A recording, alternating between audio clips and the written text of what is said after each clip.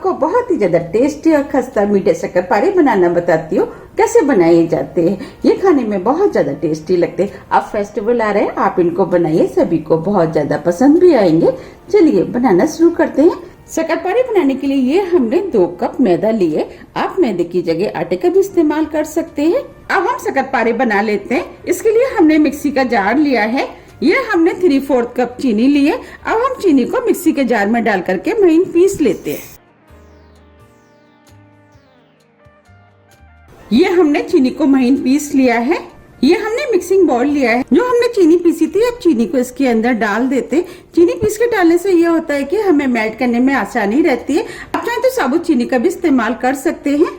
आधा कप देसी घी। आप देसी घी की जगह ऑयल का भी इस्तेमाल कर सकते हैं, लेकिन शक्करपारे देसी घी में ज्यादा टेस्टी बनके तैयार होते हैं, इसीलिए हमने देसी घी का इस्तेमाल किया है। आधा कप दूध, ये नॉर्मल टेम्परेचर पर है। अब हम सभी चीजों को अच्छे से मिक्स कर लेते हैं। हम इस तरीके से जब मिक्स करके शक्करपारे बनाते हैं तो शक्करपारे बहुत ही ज्यादा टेस्टी और खस्ता बनके तैयार होते हैं।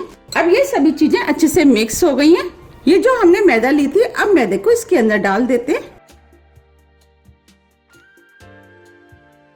अब ये शक्करपारे देखने में सुंदर लगे और खाने में भी टेस्टी लगे, इसके लिए हमने ये 1 टेबल स्पून सफेद वाले तिल लिए। आप चाहे तो शक्करपारे को बिना तिल के भी बना सकते हैं, लेकिन जब तिल डाल करके हम शक्करपारे बनाते हैं तो शक्करपारे खाने में और देखने में दोनों में ही बहुत अच्छे लगते हैं। अब हम सभी चीजों को मिक्स करके डो बना लेते हैं। हमें डो को सख्त बनाना है। अगर डो आपका पतला हो जाता है तो आप इसके अंदर थोड़ी सी मैदा का और यूज कर सकते हैं। अब ये डो बन गया है, बस हमें इसी टाइप का डो चाहिए। हमें इस डो को ज्यादा चिकना नहीं करना है। अब हम डो को 10 मिनट के लिए रेस्ट के लिए छोड़ देते हैं और ढक देते हैं। 10 मिनट करीब हो गए हैं। अब ये डो भी सेट हो गया है। अब हम शक्करपारे बना लेते हैं। शक्करपारे बनाने के लिए हम इसमें से 1 छोटे नींबू के बराबर का डो लेंगे, क्योंकि हम छोटे छोटे शक्करपारे बनाएंगे। आपको जिस साइज के शक्करपारे बनाने हैं उस हिसाब से आप डो ले लें। अब हम इस डो को हल्का सा चिकना कर लेते हैं। हमें इसे ज्यादा चिकना नहीं करना है। देखिए ये हमने चिकना कर लिया है। अब हम इसे दूसरे हाथ की सहायता से हल्का सा दबा देते हैं। देखिए ये शक्करपारा बनके तैयार हो गया है। आप देख पा रहे साइड में जो क्रैक आ रहे हैं उसकी वजह से ये बहुत ही ज्यादा खस्ता बनके तैयार होंगे। इस तरीके से हम कुछ शक्करपारे बना के तैयार कर लेते हैं। ये हमने कुछ शक्करपारे बना के तैयार कर लिए हैं। आप चाहते हैं शक्करपारों को इस तरीके से भी फ्राई कर सकते हैं। अगर आपको शक्करपारे के अंदर सुंदर सी डिजाइन बनानी है जिससे कि ये देखने में सुंदर लगे, उसके लिए आपके पास अगर इस टाइप की कुकी कटर है तो आप इसका भी इस्तेमाल कर सकते हैं। अब मैं आपको इनसे काट के दिखाती हूँ। सबसे पहले मैं इस वाले से काट के दिखाती हूँ। इसके लिए हमें इसके ऊपर रखना है और इसको इस तरीके से दबाना है और जितना भी साइड में एक्स्ट्रा है उसको हम निकाल देते हैं। देखिए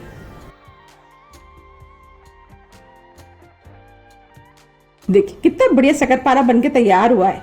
हम इस तरीके से जब इनको काट के बनाते हैं तो ये एक ही साइज के बनके तैयार होते हैं और देखने में भी बहुत ज्यादा सुंदर लगते हैं।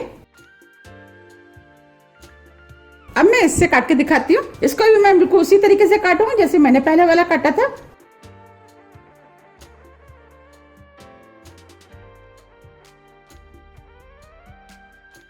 और अंदर से इसको हल्का सा दबा देती हूँ जिससे कि ये आसानी से निकल जाएगा। देखिए कितना बढ़िया बनके तैयार हुआ है और देखने में कितना सुंदर लग रहा है। मैं सभी इसी डिजाइन के बना के तैयार करूंगी। आपके पास जो भी डिजाइन का कुकी कटर है आप उससे बना सकते हैं। अब हम सभी शक्करपारे बना के तैयार कर लेते हैं। ये हमने सभी शक्करपारे बना के तैयार कर लिए। अब हम इनको फ्राई कर लेते हैं। इधर हमने कढ़ाई में ऑयल गर्म करने के लिए रख दिया था। अब हम ऑयल को चेक कर लेते हैं। अब हम इसके अंदर थोड़ा सा डो डालेंगे। आप देख पा रहे हैं डो में हल्के हल्के से बबल्स आ रहे हैं। बस हमें इतना ही गर्म ऑयल चाहिए।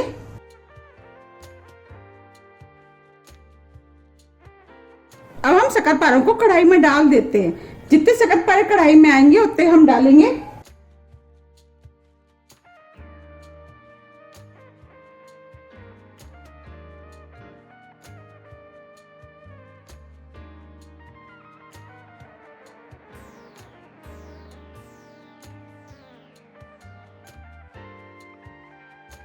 ये हमने डाल दिए हैं। अब हम इनको फ्राई होने देते हैं। फ्लेम को हमने स्लो कर दिया है। हमें इन्हें स्लो फ्लेम पे ही फ्राई करना है, जिससे कि अंदर तक अच्छे से सिक के खस्ता बने। अगर हम तेज फ्लेम पे इनको फ्राई करेंगे, ये ऊपर से तो सिक जाएंगे लेकिन अंदर से कच्चे रह जाएंगे। इसीलिए आप फ्लेम का बहुत ध्यान रखें। फ्लेम को आप स्लो ही रखें।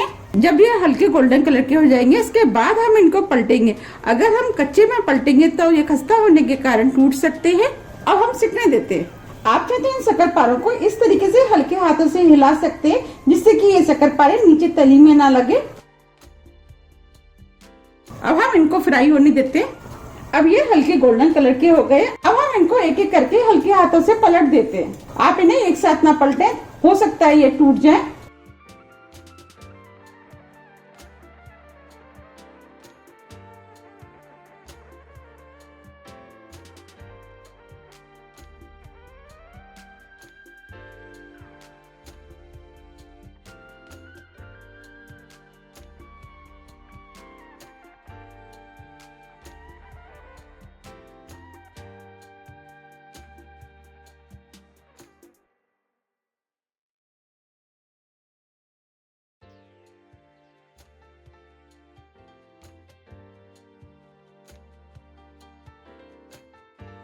ये हमने सभी पलट दिए हैं। अब हम इनको दूसरी तरफ से भी फ्राई होने देते हैं।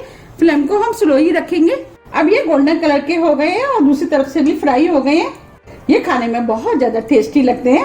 आप इनको एक बार जरूर बनाइएगा, आपको भी ये बहुत ज्यादा पसंद आएंगे। और इसको बनाना भी बहुत आसान है, झट से बनके तैयार हो जाते हैं।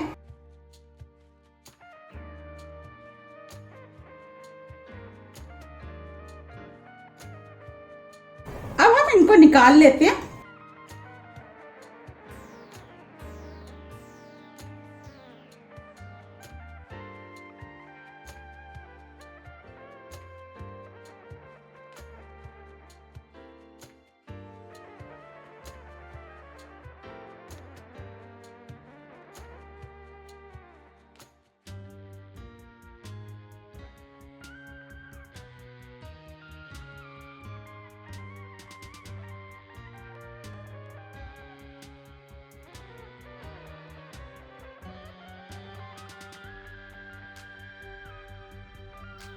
आप देख पा रहे कितने बढ़िया फ्राई हुए हैं। अब जो बचे हैं उनको भी हम बिल्कुल इसी तरीके से फ्राई कर लेंगे। ये हमने सभी शक्करपारों को फ्राई करके तैयार कर लिया है। आप देख पा रहे देखने में कितने सुंदर लग रहे हैं। ये खाने में भी बहुत ज्यादा टेस्टी लगते हैं। अब मैं आपको पास से भी दिखा देती हूँ। देखिए लग रहे हैं ना कितने सुंदर। ये काफी खस्ता बने हैं। देखिए ऊपर से क्रैक है, ये खस्ता होने का साइन है। अब मैं आपको तोड़ के भी दिखा देती हूँ कितने खस्ता बने हैं।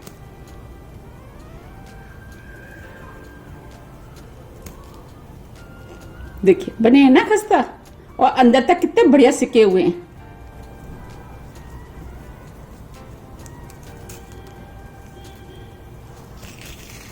देखिए कितने खस्ता बने हैं। ये खाने में बहुत ज्यादा टेस्टी लगते हैं। आप इनको एक बार जरूर बनाइएगा, आपको भी ये बहुत ज्यादा पसंद आएंगे। आप इन्हें 2 से 3 महीने के लिए एयरटाइट डिब्बे में भर करके रख सकते हैं। लेकिन इतने दिन चलते किसके घर है, क्योंकि बनते ही इतने टेस्टी हैं, झट से खत्म हो जाते हैं। ये खाने में इतने टेस्टी बनते हैं कि आप बिस्किट खाना तो भूल ही जाएंगे। और ये बच्चों बड़ों सभी को बहुत ज्यादा पसंद आते हैं। आप इनको मेरे कहने से एक बार जरूर बनाइएगा। मैंने आपको जिस तरीके से बनाना बताया, अगर आप उस तरीके से बनाएंगे तो आपके भी बिल्कुल इसी तरीके की बनके तैयार होंगे। अगर बाई चांस आपके फटते हैं तो इसका मतलब यह है कि आपने चीनी या मोन की क्वांटिटी ज्यादा कर दी है। इसके लिए आप इसके अंदर थोड़ी सी मैदा और ऐड कर लें, फिर आप इनको फ्राई करेंगे तो आपके बिल्कुल ऐसे ही बनके तैयार होंगे। अगर आपको मेरी रेसिपी पसंद आती है तो आप ज्यादा से ज्यादा फ्रेंड और फैमिली के साथ शेयर कीजिए और कमेंट्स करके ये जरूर बताइए कि आपके ये कैसे बने। आप मुझे कमेंट्स करके ये भी बताइए कि आप इनको कब बना रहे हैं। आप मुझे मेरे फेसबुक पेज को भी फॉलो कर सकती है, इसका लिंक मैं अपने डिस्क्रिप्शन बॉक्स में दे दूंगी। अगर आपको मेरी रेसिपी थोड़ी भी पसंद आती है तो रेसिपी को लाइक कीजिए, चैनल को सब्सक्राइब कीजिए। सब्सक्राइब बटन के बगल में जो बेल आइकन है उसे आप प्रेस करना ना भूलिए, जिससे कि मेरी आने वाली वीडियो का नोटिफिकेशन आपको सबसे पहले मिल सके। अब हम फिर मिलते हैं इसी तरह की टेस्टी रेसिपी के साथ। जब तक के लिए नमस्कार।